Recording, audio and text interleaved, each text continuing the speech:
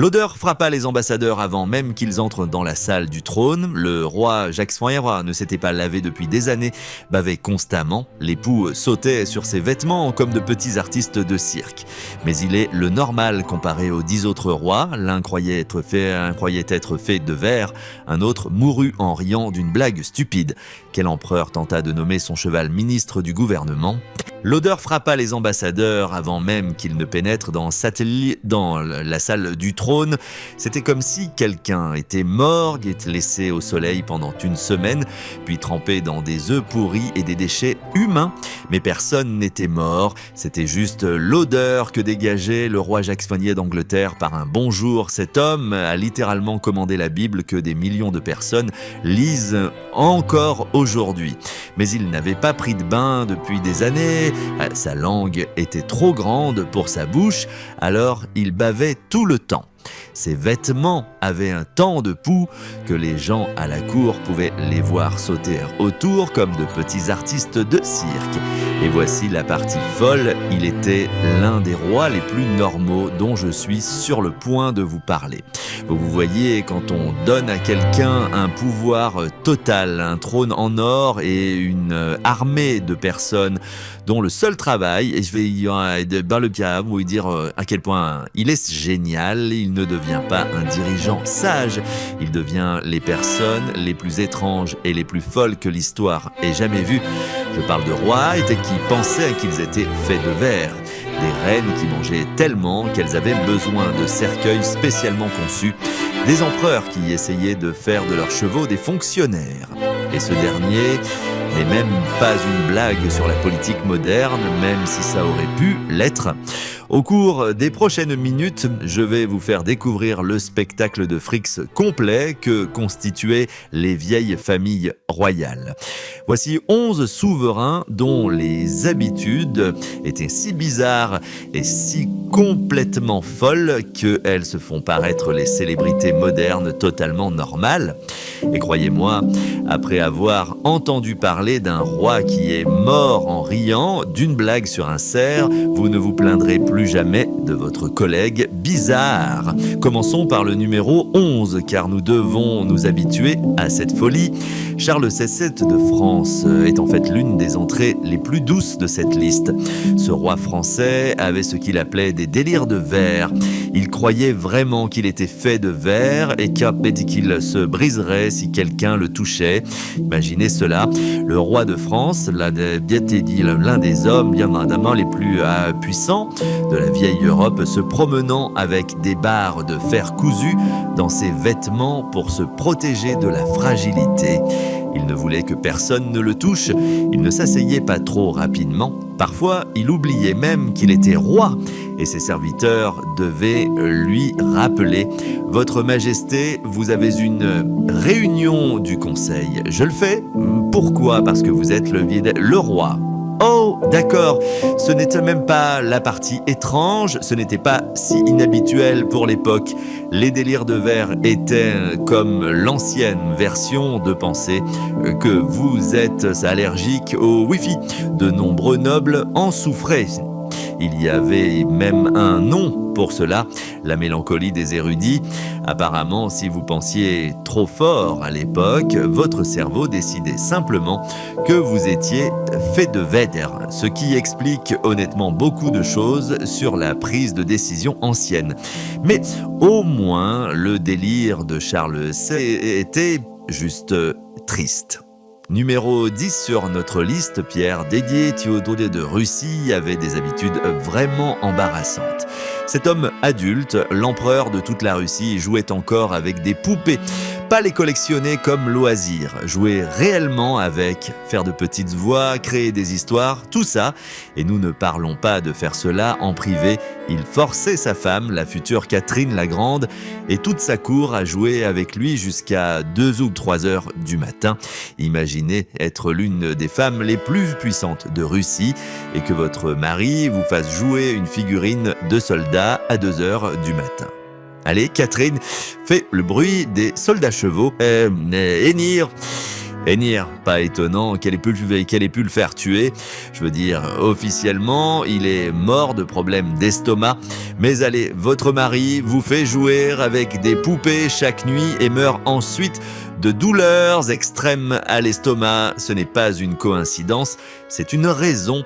Pierre avait aussi une étrange admiration pour la Prusse. Il s'habillait en uniforme militaire prussien et parlait allemand au lieu de russe. Une fois, il a sauvé un rat de l'exécution parce qu'il lui rappelait un soldat prussien. Oui, vous avez bien entendu, le rat avait mangé ses soldats en jouet. Alors Pierre l'a mis en procès militaire. Un procès militaire complet pour un rongeur, mais ensuite il a décidé que le rat montrait une bonne discipline prussienne dans sa technique de mastication et l'a relâché. C'est votre cerveau avec un pouvoir complet, les amis. Petite faveur, si vous appréciez ces faits historiques complètement fous qui n'étaient définitivement pas dans votre manuel scolaire, cliquez sur le bouton « J'aime ». Cela aide vraiment d'autres personnes à découvrir à quel point l'histoire était en fait étrange. Le numéro 9 nous conduit à Farouk d'Égypte. Et ce gars a porté l'idée de doigts collants à un tout autre niveau. Le roi Farouk était un voleur, mais pas n'importe quel voleur, un roi pickpocket. Cet homme avait de l'argent illimité, possédait plusieurs palais, avait une collection de plus de 1000 costumes coûteux. Et que faisait-il pour s'amuser? Il volait des pochettes. Winston Churchill a une fois quitté une réunion avec Farouk et a réalisé que sa montre avait disparu. Le roi l'avait volée. Pendant les dîners d'État, les invités retrouvaient des portefeuilles, des bijoux, même des médailles manquants. Farouk s'était en fait formé à l'art du pickpocket. Il l'appelait la main du voleur et était apparemment assez doué pour cela. Imaginez être si ennuyé par le pouvoir illimité que vous faites du crime un loisir. Mais le pickpocketage n'était que la partie émergée de l'iceberg. Farouk était obsédé par tout ce qui était rouge. Il possédait des centaines de voitures rouges et donnait des ordres pour que personne d'autre en Égypte ne puisse posséder de voitures rouges. S'il en voyait une, il la faisait enlever et ajouter à sa collection. Il a une fois crevé les pneus d'une voiture rouge qui essayait de dépasser son convoi. Le conducteur s'est avéré être un diplomate. Incident international? Non, juste un mardi pour le roi Farouk. Il avait aussi la plus grande collection de magazines pour adultes au monde qu'il disait être à des fins éducatives. Bien sûr, mon pote, c'est pour ça que vous avez besoin de 10 000 objets pour l'éducation. Il était si gros qu'il avait besoin d'un lit extra solide et d'une chaise spéciale. Quand il s'asseyait dans des restaurants, il devait enlever les accoudoirs des chaises pour qu'il puisse tenir. Il commandait des menus entiers, pas des éléments du menu, le menu entier, tout, puis se plaignait d'avoir encore faim.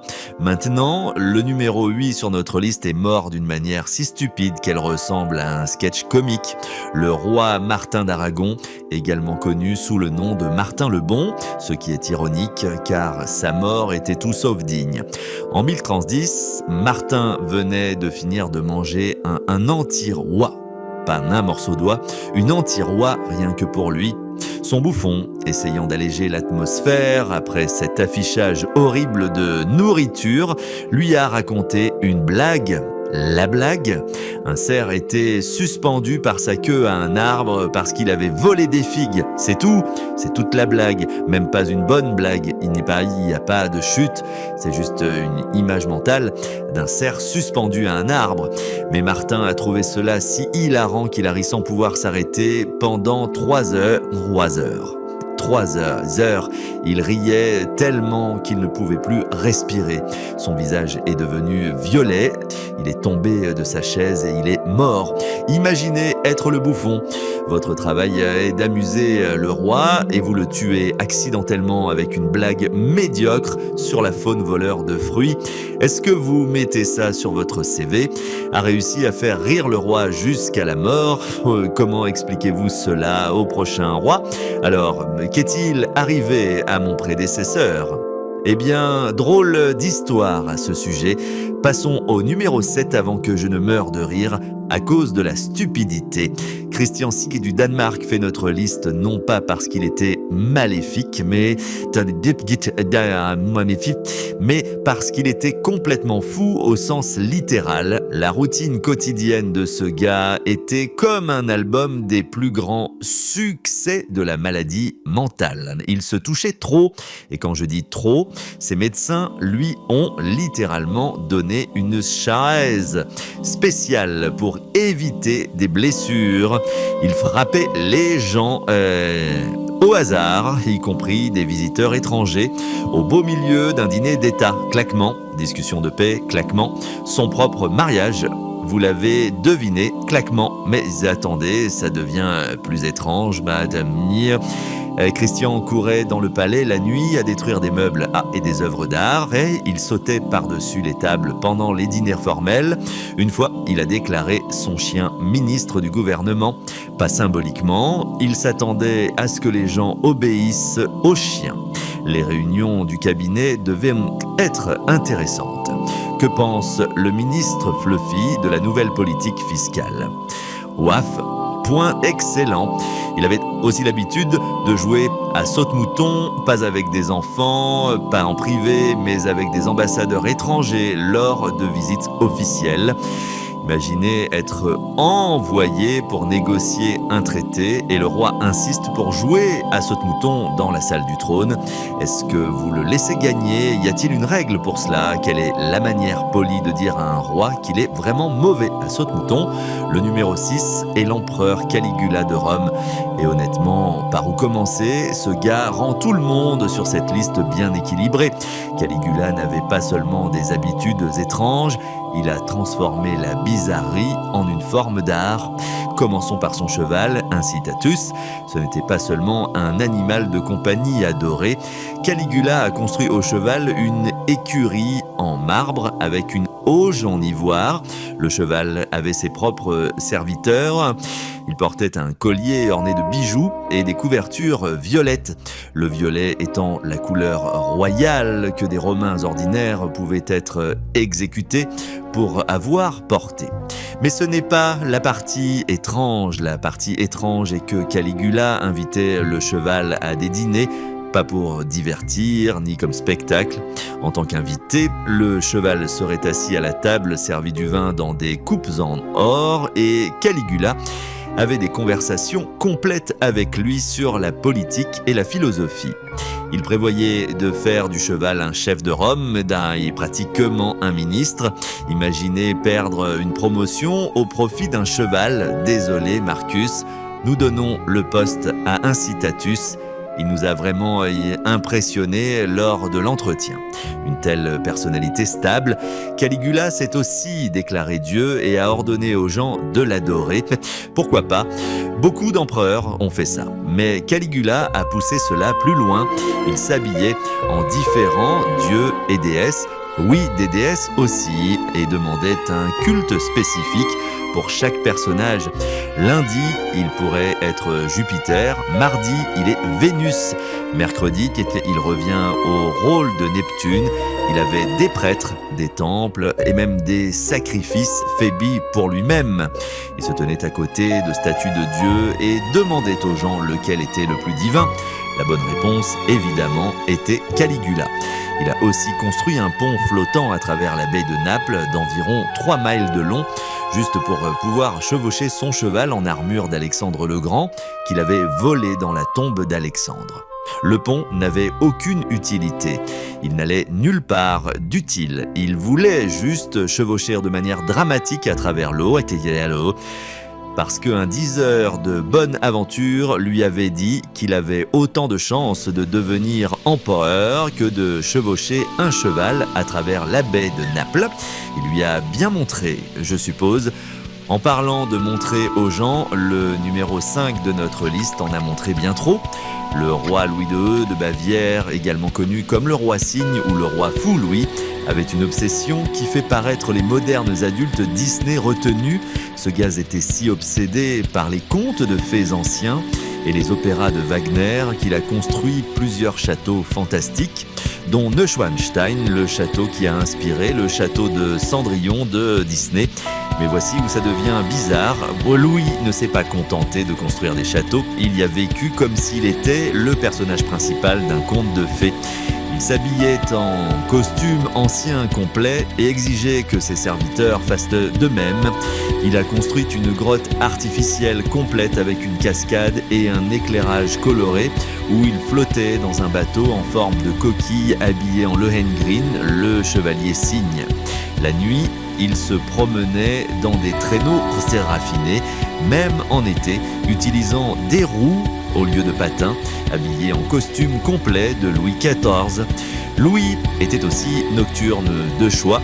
Il dormait toute la journée et vivait la nuit, ayant des balades matinales à minuit et un dîner à l'aube. Et ses serviteurs devaient maintenir cet horaire en créant une cour nocturne entière. Il a une fois fait arracher les dents d'un serviteur parce que les fausses dents de l'homme claquaient lorsqu'il parlait, dérangeant l'atmosphère de conte de fées du roi. Mais l'habitude la plus étrange qu'il avait, c'était des dîners imaginaires. Des dîners formels complets avec des places pour Louis XIV, Marie-Antoinette et d'autres royaux depuis longtemps morts. Il avait des conversations entières avec les chaises vides, portant un toast à leur santé et demandant leurs avis sur la politique moderne. Les serviteurs devaient servir les fantômes, remplir leurs verres et débarrasser leurs assiettes intactes. Imaginez être un serviteur essayant de garder un visage impassible pendant que votre patron parle à une chaise vide de la guerre franco-prussienne. D'accord, nous sommes à mi-chemin et je dois vous préparer car la bizarrerie va passer à l'hyperdrive. Si vous pensez que parler à des invités de dîner imaginaire est étrange, attendez de voir le numéro 4, Ibrahim de l'Empire ottoman, également connu sous le nom d'Ibrahim le Fou. Les habitudes de ce gars n'étaient pas seulement étranges, elles étaient désastreusement bizarres au point de détruire un empire. Ibrahim avait passé 22 ans enfermé dans la cage, essentiellement une prison luxueuse pour les princes ottomans, convaincu qu'il serait exécuté à tout moment.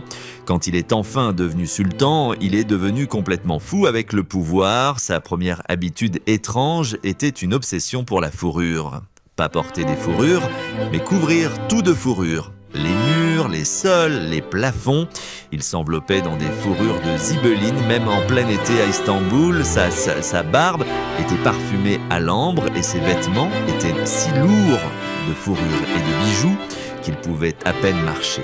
Mais cela est pratiquement normal par rapport à sa principale obsession, les femmes fortes. Et quand je dis forte, Ibrahim a porté cela à un extrême qui défie la physique. Il a décrété que la femme la plus grosse de l'Empire devait être trouvée et amenée à lui. Ses agents ont trouvé une femme arménienne nommée Sugar Cube qui pesait environ 330 livres. Ibrahim était si ravi qu'il l'a faite gouvernante générale de Damas et lui a donné une pension massive. Puis cela a pris une tournure plus sombre. Ibrahim est devenu paranoïaque que ses 280 épouses le trompèrent. Sa solution, il les a toutes attachées dans des sacs lestés et noyés dans le Bosphore.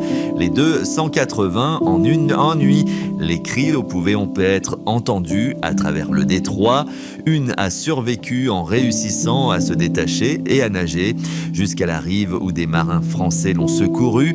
Elle a vécu pour raconter l'histoire, ce qui est la seule raison pour laquelle nous connaissons les détails horrifiques.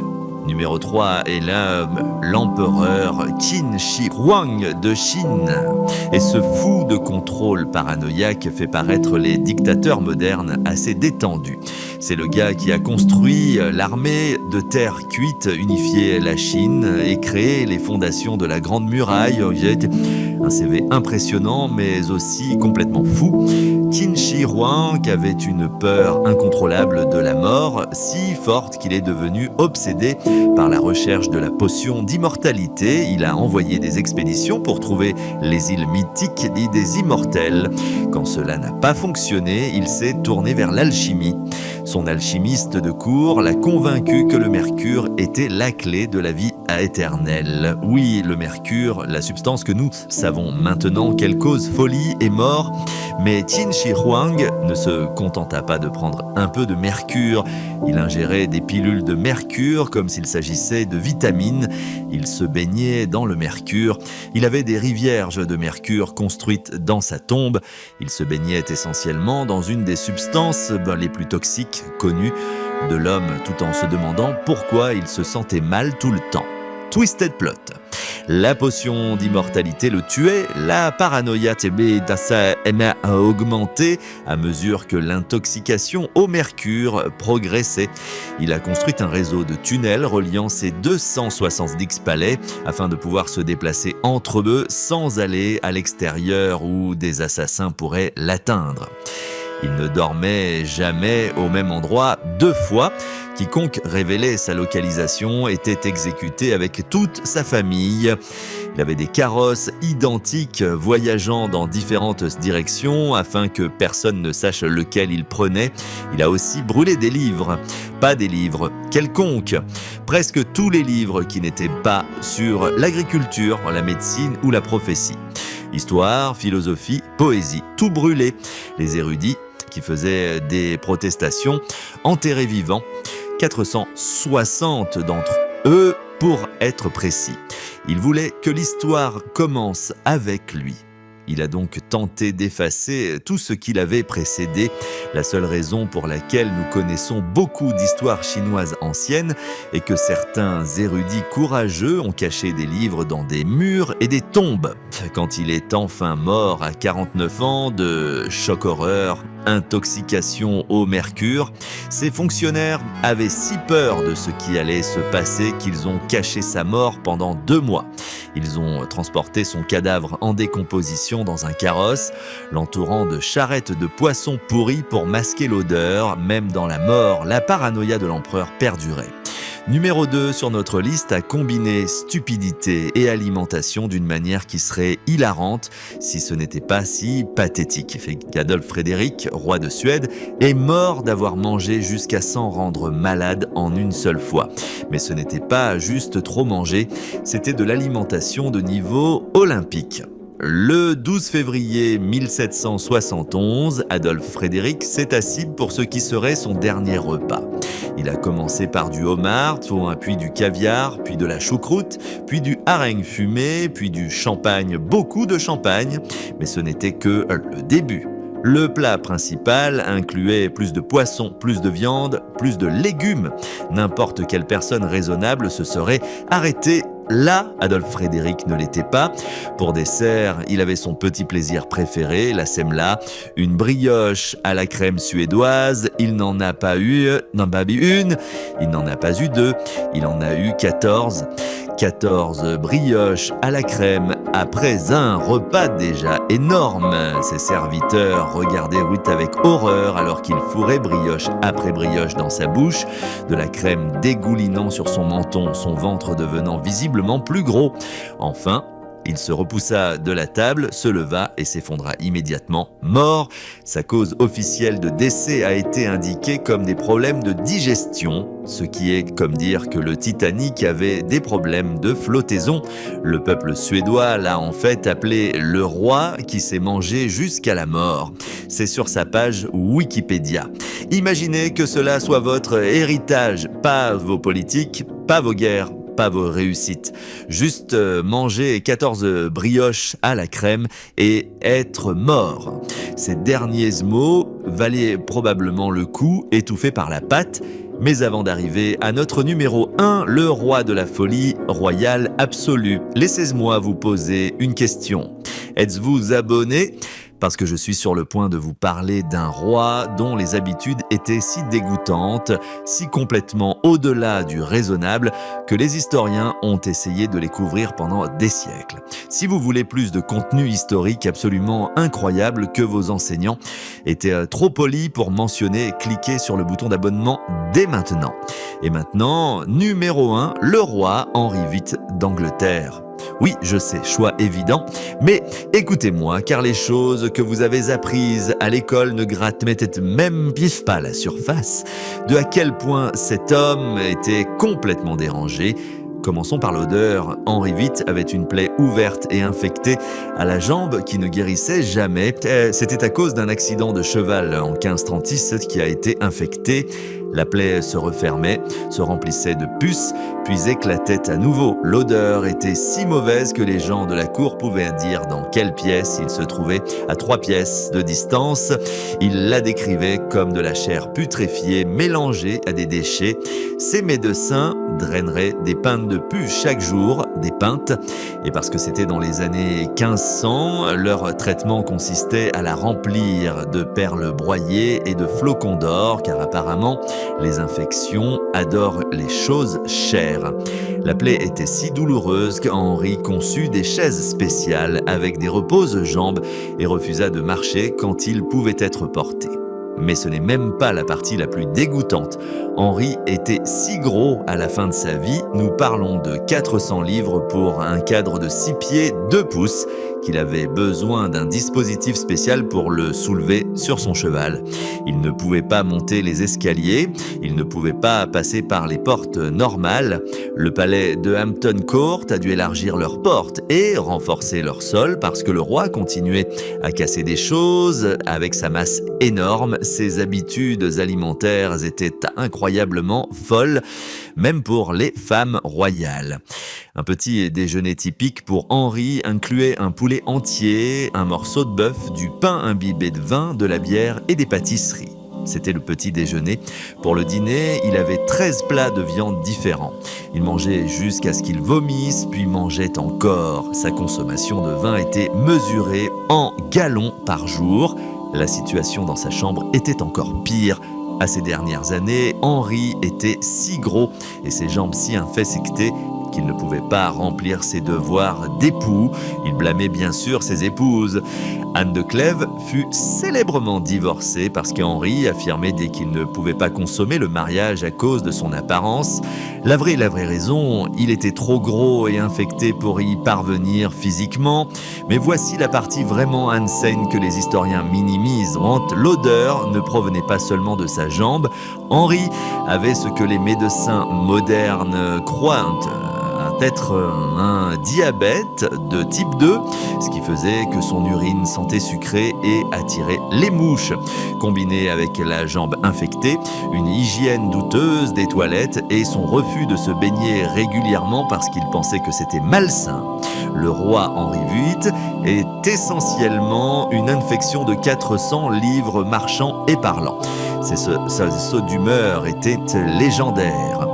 La blessure à la tête causée par cet accident de cheval a probablement provoqué un traumatisme crânien transformant un roi déjà colérique en monstre paranoïde. Il ordonnait des exécutions le matin et les oubliait l'après-midi. 2 de ses épouses ont été décapitées, l'une est morte en couche, l'autre il a divorcé, l'une a survécu et l'autre il a annulé. Son bilan avec ses épouses était pire que celui de la plupart des gens avec des plantes d'intérieur. L'ironie. Ce tyran malade, puant et obèse pensait qu'il était un don de Dieu pour les femmes. Il poursuivait de jeunes femmes à la cour, convaincues qu'elles étaient désespérées de son attention. Pendant ce temps, elles essayaient probablement juste de ne pas vomir à cause de l'odeur. Il commandait des portraits qui le montraient mince et athlétique, même alors qu'il nécessitait des meubles renforcés. Quand Henri est enfin mort en 1547, il était si gros qu'ils avaient besoin d'un cercueil spécial surdimensionné. Le cercueil a été laissé pendant la nuit à Sion House sur le chemin de Windsor. Et là où cela devient vraiment horrible, le doublage en plomb a éclaté à cause des gaz de décomposition et ses fluides corporels ont fui sur le sol. Des chiens ont été retrouvés le lendemain matin en train de lécher les restes du roi d'Angleterre. Laissez cette image s'imprégner. L'homme qui a séparé l'Angleterre de l'Église catholique, qui s'est déclaré chef suprême de l'Église d'Angleterre, et qui a exécuté quiconque lui faisait opposition, a fini comme nourriture pour les chiens. Si ce n'est pas le karma, je ne sais pas ce que c'est. Mais voici le truc concernant tous ces royaux fous. Ce ne sont pas juste des histoires drôles de l'histoire, ce sont des avertissements. Ceux-ci étaient des personnes avec un pouvoir illimité, une richesse illimitée et zéro responsabilité. Et chacun d'entre eux a complètement perdu la raison. Charles Quint pensait qu'il était fait de verre. Pierre Treux jouait avec des poupées. Farouk est devenu un pickpocket. Martin est mort en riant d'une blague terrible. Christian Sade a giflé des diplomates et a fait de son chien un ministre. Caligula a essayé de faire de son cheval un sénateur. Louis II avait des dîners avec des fantômes. Ibrahim a noyé 280 femmes en une nuit. Qin Shi Huang s'est intoxiqué en essayant de vivre éternellement. Adolphe Frédéric a mangé jusqu'à la mort avec des brioches à la crème. Et Henri VIII est devenu une arme biologique marchande. Le modèle c'était assez clair. Donner à quelqu'un un pouvoir absolu et il perdra absolument la tête. Ils arrêteront de se baigner, commenceront à manger du mercure et se noieront dans leur propre saleté ou exploseront littéralement à cause de la décomposition. Alors, la prochaine fois que vous penserez que votre patron est fou, rappelez-vous, au moins, il ne vous oblige pas à jouer avec des poupées jusqu'à 2h du matin. Au moins, il n'essaie pas de promouvoir un cheval à la direction. Au moins, il se baigne plus de 2 fois en 72 ans. Au moins, il ne dirige pas votre pays en pensant qu'ils sont faits de verre. Ces fous royaux avaient tout. Pouvoir, argent, armée, royaume. Et que faisait-il avec ça? Il refusait de se baigner, pensait qu'ils étaient faits de verre, mourait en riant à de mauvaises blagues. Bien, vous avez blagué, I guess. Il est tellement de faire des chevaux, des politiciens. En fait, en regardant la politique moderne, il y a peut-être que Caligula était juste en avance sur son temps. Au moins, son cheval était probablement présent au travail. J'espère que vous avez apprécié cette vidéo. Dans les prochaines vidéos, je vais essayer de découvrir encore plus de découvertes étranges et de les appuyer avec de véritables documents. À la prochaine.